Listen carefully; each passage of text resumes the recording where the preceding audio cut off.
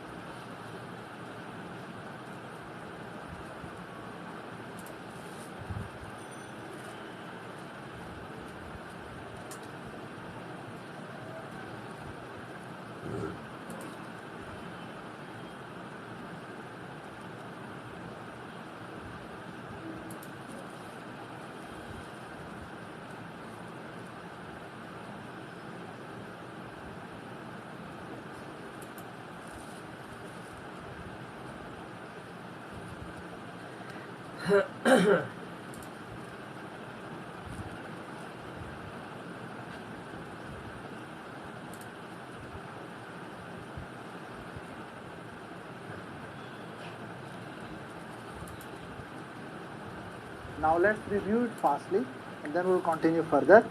First of all, what did I say? That potentials are rapidly fluctuating membrane potentials which travel over the excitable cell membranes and are signaling mechanisms in our body. Is that right? One of the classical examples I took, when someone touches you, then action potentials are produced. First local potentials and then action potentials are produced in the neuron which take information to your central nervous system. Here we were seeing that how a stimulus can produce local depolarizing current, and once that reaches the threshold, how an action potential is generated and how it travels over this neuron. This neuron, in this example I've shown, it is not having the myelination and Schwann cells. In later lecture I will explain that once the neurons are myelinated, then how the action potential jumps, or depolarization jumps from node of Ranvier to node of Ranvier. That we'll discuss later. First of all, let's review there that we were talking about. This is potassium equilibrium potential, right? What is this? Potassium equilibrium potential. Here it is resting membrane potential, and here it is sodium equilibrium potential. And what we were doing again on a resting neuron, now you will tell me what are these? Sodium potassium pumps which are normally pumping sodium out and accumulating potassium, and is that right? And secondly, normally in a resting cell, membrane is permeable to potassium. So due to diffusion of potassium outward, right, there is membrane potential in a resting cell due to diffusion of potassium outward, resting membrane potential is near to potassium equilibrium potential. Let's suppose resting membrane potential in this neuron in this area is minus 70 millivolt, Is that right? Then what really happens? Someone is providing a stimulus here, and there are stimulus sensitive cationic channels. Let's suppose there are sodium channels. These are not voltage gated sodium channels. These are touch sensitive sodium channels. When someone touches, if the stimulus is less than threshold, then of course I did not make threshold potential here. These are threshold potential. Now, if stimulus is less than threshold, then resting membrane potential fluctuates, becomes slightly less negative. But due to efflux of potassium, right? Whatever sodium comes in, if the same amount of potassium eventually goes out, the resting membrane potential is re-established, right? If a stimulus is further enhanced, then a stronger local depolarizing current is produced, but that will also eventually die out. But if stimulus is strong enough to produce so much sodium in flux that resting membrane potential fluctuates all the way up to threshold, then threshold voltage sensitive, which channels open? Voltage gated sodium channels open, and a lot of sodium comes in, and membrane undergoes the process of, yes please, depolarization. It is zero and with little overshoot. As soon as membrane depolarizes due to heavy sodium influx, before the membrane potential reaches sodium equilibrium potential, sodium channel inactivation gates are closed and voltage sensitive potassium channels are open. So inward sodium current stops, but outward potassium current starts, right? And as more and more potassium goes out, membrane potential goes back to its negative polarity, right? It may go to resting value and even more negative if they remain open for longer time, and may produce hyperpolarization, right? Now, again, normally it was minus 70, so these were stimulus sensitive incoming sodium current which took the resting membrane potential up to, yes, up to threshold. That was, let us suppose, minus 60, and at that time voltage gated sodium channels open, and so much sodium came in that it became depolarized minus plus 10. Is that right? And then potassium went out and it became minus 70 or even minus 80. Is that right? Is that clear? The point which we had to understand, when one piece of a membrane, part of a membrane undergoes depolarizes, right, the incoming sodium floats through the neighboring area and take the resting membrane potential of neighboring area to threshold, and voltage gated sodium channel open in that area, lot of sodium comes in. So this area, second part of the membrane, becomes depolarized, and as soon as it becomes depolarized, this area itself started repolarization. But meanwhile, when it was depolarizing, some sodium went to the next area and triggered the depolarization there. So what really happens, that this was stimulus applied to one part of a membrane, where resting membrane potential was brought up to threshold, and once a part of a membrane is depolarized, then whole membrane will undergo depolarization process, because one part of the membrane is depolarizes, it triggers the depolarization in neighboring area, and whatever neighboring area is depolarized, that triggers the depolarization in next area, so and so forth. So wave of depolarization travels in all the directions of the membrane until the whole membrane of that excitable cell is depolarized. But the point where the ripple of depolarization was produced, that point itself undergoes depolarization. Then, as wave of depolarization is progressing over the membrane of excitable cell, that wave of depolarization is followed by a wave of repolarization. So what we really see, that if we have an excitable cell here and I stimulate in the middle, what you will find? Wave of depolarization is like a ripple going out, and wherever the wave of depolarization is going out, wave of repolarization is following. So wave of depolarization is spreading out as sodium influx wave, and wave of repolarization is following that as potassium efflux wave. Am I clear? Why it was so important to learn these phenomena? Number one, that you should have a very clear concept, the difference between local potentials and versus action potentials. What are action potentials? Action potentials are wave of depolarization followed by repolarization. Or action potentials are rapidly developing electrochemical fluctuations in membranes of excitable cells which propagate, which are in action. Now listen carefully. What is the real difference in local potential and action potential? Number one, local potential here, local potential can be depolarizing or it can be hyperpolarizing. That I will discuss later. Right now we are talking about local fluctuation which is depolarizing.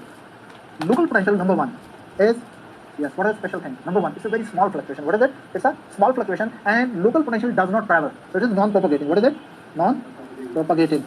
And when you compare it with action potential, it is auto-propagating, and it shows the phenomenon of all or none. Right? Secondly, number one, it is non-propagating, local potential. Action potential propagates. Local potential is local fluctuation. Action potential is potential difference which is in action. Number two, it is graded. Graded means what? Depending upon the grade of strength of stimulus, it may be small, it may be slightly larger, it may be very large. Local potential, for example, in first stimulus, it was very small, then it was moderate strength, and then it was appropriate threshold strength. So it is graded. Action potentials are not graded. Once they are produced, they will be always same strength. Again, listen what is meant by this. Local potential is graded means that it may fluctuate. The resting membrane potential, which is suppose minus 80, okay, in our example it was minus 70. From minus 70, local potential may take it up to maybe minus 65, or may take it up to minus 68, or may take it up to minus 70, and then threshold will happen. Then local will convert into threshold, and at threshold, depolarization will start. So what happens? The local potentials are the local fluctuations in membrane potential which are not reaching up to threshold, so they don't propagate, they remain localized and eventually die. Am I clear? Is that right? So they are graded. They can be small, they can be large, they can be larger. Is that right? Until they reach threshold. But when you compare with action potential, you cannot say that with less stimulus there is small action potential and with stronger stimulus there is. You cannot say. Why? Listen carefully. When stimulus reach up to bring enough sodium that it reaches to threshold, then all the sodium channels will open. All the sodium channels will open. Now listen. If someone touch with sub-threshold stimulus, I will not feel the touch. If someone touch with threshold, I will feel the touch. Someone touch a little more pressure. It is when there is a little more pressure, don't tell anyone that action potential are becoming larger or bigger. No. Then frequency of action potential is increased, amplitude of action potential remain the same. Am I clear? Right? So action potential in a given excitable cell is always of same configuration. It starts from the same resting membrane potential in a given excitable cell. Action potential to start from the same threshold, go to the same depolarizing level, and come back to the same repolarizing level with the same time factor. It means because action potential depends on what is the voltage at which sodium channels will open. It depends on sodium voltage sensitive channels are more or less what is the concentration of sodium voltage sensitive sodium channel in a cell. It depends on what is the concentration and activity of voltage gated potassium. You cannot say that if stimulus is less, then less voltage gated sodium channels are open, and stimulus is more. You cannot say that more voltage gated sodium channels are open. Whenever stimulus reaches threshold, all sodium channels will open. Is that right?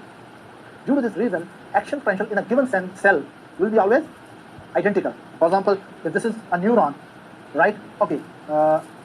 And if I stimulate electrically this neuron 10 times, every time, if my stimulus is up to threshold or above threshold, action potential will be produced with the same characteristic. Size of action potential, time of action potential, shape of action potential, all the characteristics of action potential will be the same. But if I have a different cell, let's suppose this is a myocardial cell, it is also stimulated so that its resting membrane potential goes to threshold. But its action potential may be different than neuron.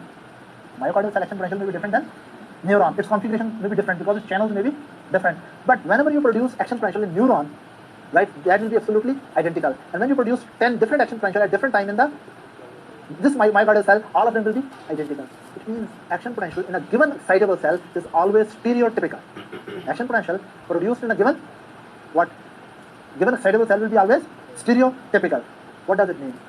That every time they are typical, you cannot say that now I'm getting larger action potential in a neuron and after 1 hour I'm getting smaller action potential in the same neuron. In the same excitable cell, whenever action potentials are produced, they will be same in their characteristics. So we say action potential are stereotypical. It means they are not graded. Or are they graded? They are not graded. When local potential can be graded, but action potential are not graded. They are stereotypical. Then another thing, local potential can be added to each other. If you give repeated stimulus in a very short time, for example, first stimulus brought little bit sodium. Before first stimulus could die, let me tell you. Let's suppose this is the resting membrane potential, and here it is threshold potential. If you repeatedly stimulate in very short time, and interval is so short that local potential was coming back, but you gave another stimulus, and it was dying out, but before it dies, you give another stimulus. So what is happening? And eventually it goes to threshold. So they are showing the phenomenon of summation. They are added to each other. They are adding to the sum of each other. You are understanding it? So local potential show the phenomenon of summation. That if local potentials are produced in a very rapid succession, right, they can add to each other until the strength becomes enough to produce action potential. But once action potential is generated, you cannot say that with further stimulation you can make this action potential larger or smaller or anything. Am I clear? So local potentials are localized, non-propagating. Action potentials are propagating. Local potentials are graded. Action potentials are stereotypical. They are not graded in a given cell. Local potentials show the phenomenon of summation. Action potentials do not show the phenomenon of summation. Normally, stimuli generate local potential, and if local potential take the resting potential up to threshold, if local potentials are depolarizing initial potentials, and if they take the resting potential up to threshold, only then action potential will be stimulated or generated. Any question after that? There is no question, right? So then we come to another thing, that all or none principle. I would like to repeat it again. All or none principle means you cannot say that if stimulus is less, then smaller action potential is produced. This is a wrong statement. Or if stimulus is larger action potential is produced. No. When you are increasing the stimulus, once the stimulus threshold or above threshold, action potential will be the same. So if you give sub-threshold stimulus, no action potential. No action potential in any part of the membrane. And if you give the stimulus which is up to threshold, full action potential will be produced. All of the membrane will undergo action potential, right? So action potential shows the phenomenon of all or none. Either there is no action potential by the stimulus, or there is all membrane undergoing depolarization. Is that right? Full action potential is produced. You cannot say that with this stimulus I will get half action potential, and with another stimulus I will get 70% action potential. This is not true. All action potential means that you get the full action potential or you get no action potential. Is that right? No confusion? You got it? I'm surprised. Right. So now after this, I want to come to the concept of refractory period. Refractory period. Before I really go for refractory period, I will tell you that my experience with some people. I had 3 servants. They were having also refractory period. I was having 3 servants, and they were also having refractory period. What is that refractory period? I asked them, do specific work. If they're fresh and they have taken enough rest, all of them rush to do the work. They do that part of the work.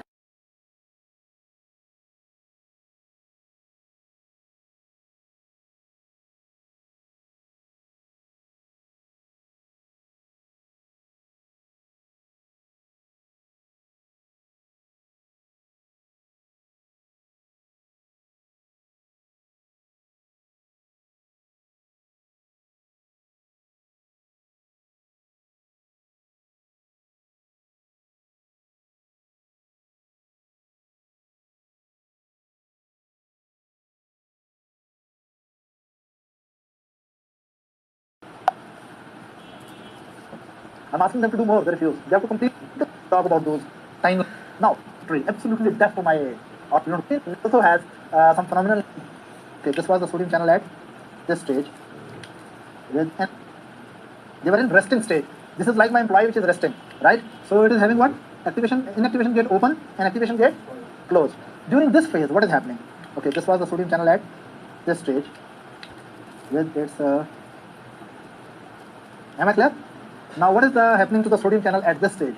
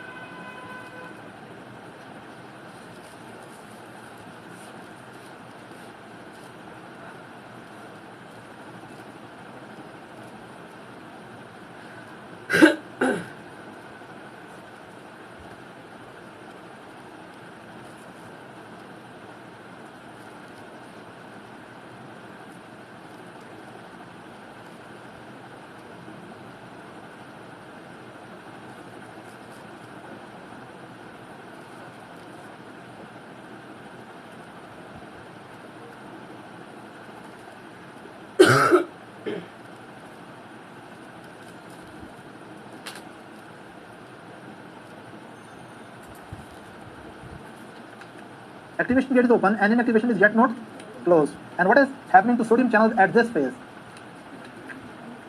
Activation is even though open, but inactivation is closed. Is that right? So we can say sodium channel was trapped in initially in resting phase. At threshold stimulus, it went into active state, and then it was trapped in inactive state. Is that right? Now, sodium channels take time to come back to the resting re-excitable state. Let's suppose that over the time, when membrane potential become near the resting situation, here sodium channels are back to their what? I will make here successively. Sodium channel, sodium channel, sodium channel. Yes, you will tell me now. Before stimulation, activation gate was closed, inactivation gate was open. When it is appropriately stimulated during depolarizing current, activation gate is open as well as inactivation gate is open and heavy sodium influx and depolarization continuing. Once depolarization is completed here, right, and depolarization is going on at that very time, even though potassium channels are open, but what happens to sodium channels? They are having inactivation gate closed and activation gate open. With little more time, then what will happen? Here they were in inactivation. Activation gate was fully open, but inactivation gate was closed. Is that right?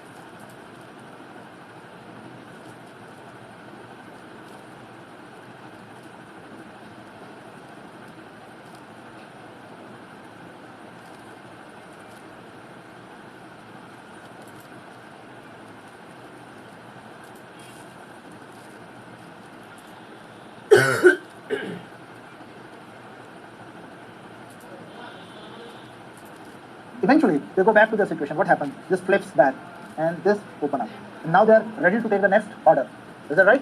So, resting, channel, active, channel, inactive, channels, and again, resting, excitable channel. Now listen carefully. Whenever you activate the sodium channel, right, even the activation gate open, inactivation closed.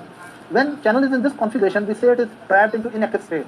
It takes some time to remain stuck into inactive state until membrane is coming back to repolarization. When membrane come back to repolarization, only then they flip back to re-excitable state. Am I clear? Now listen. We gave stimulus here. In the time scale, we gave the stimulus here. We got action potential. I give another stimulus here. Can I produce another action potential here? No, there's no way. If I stimulate here, can I produce another action potential? No, because now in that part of the membrane where I'm giving the stimulus, most of the sodium channels are trapped into inactive state. They are trapped into inactive state. Because they are stuck into inactive state, whatever stimulus in the world you bring, membrane can rupture, but they are not going to open. You understand it? They are so nasty. And this is very important to understand that once they have done their performance, they are refractory for re-stimulation. Whatever you do in the world, they are not going to be activated. They will take their time and they will sense the voltage. We say the recovery of these channels from inactive state back to resting state is time dependent as well as voltage dependent. Enough time should pass and voltage should come back to resting. Only then they decide to be ready to be reactivated.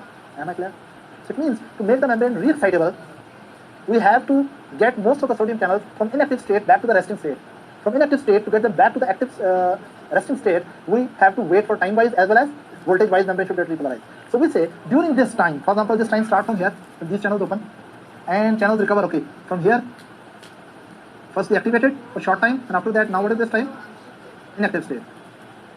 During this time, whatever you do in the world, most of the sodium channels are stuck into inactive state, so they were absolutely resistant to the next stimulus. So we say this time duration is what? From here up to here, this is absolute refractory period. Absolute refractory period. One of my friends has a wife also like that. When they fight with each other, I don't think of other things. When he fight with his wife, he was having a very small heart. When his wife becomes angry, he wants to make her happy. But whatever he does, she's not going to be happy. Even I told him that try gold. Every wife in the world can be made happy by the gold. So he said my wife is very, very angry. And she never listens to him back before 48 hours. So her absolute refractory period was 48 hours.